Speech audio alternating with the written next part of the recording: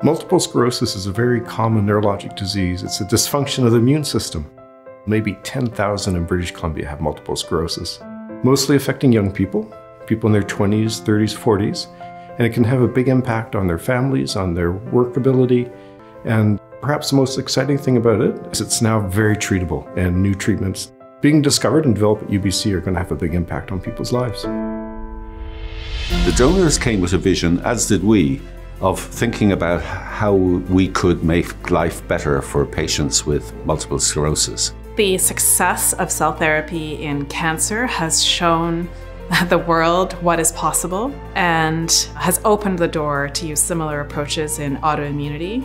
So the idea behind cell therapy is that you take a cell, really any cell in the body, and you give it to somebody like a drug. So it's a living drug full of all the proteins and genes that a normal cell would have.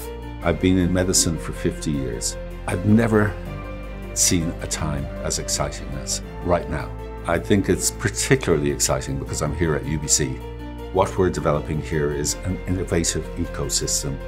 We have a wonderful School of Biomedical Engineering, and it's led by Dr. Peter Zanstra. The school was started around 5.5 years ago with the idea of bringing together this biology and technology and training the next generation of leaders in this area. The vision of that school involves the generation of capabilities in cellular and molecular engineering. So it's not an entirely typical School of Biomedical Engineering, it's a very ambitious School of Biomedical Engineering. It's going to allow people in BC to be the first to try these new therapies in a very safe, controlled environment. The donors challenged us. They made us do things and think about things in ways that we would not otherwise have done. Donor funding fills a critical gap in the research life cycle. It comes back to needing to fill the bridge between science and a patient. It's just immeasurable, the contribution that donor funding can make towards bringing translational medicine to reality.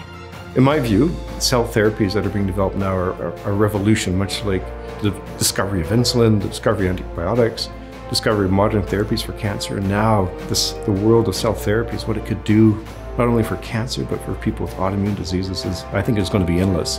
And over the next several decades, we're just going to see major advances in medicine and people's health because of this new therapy.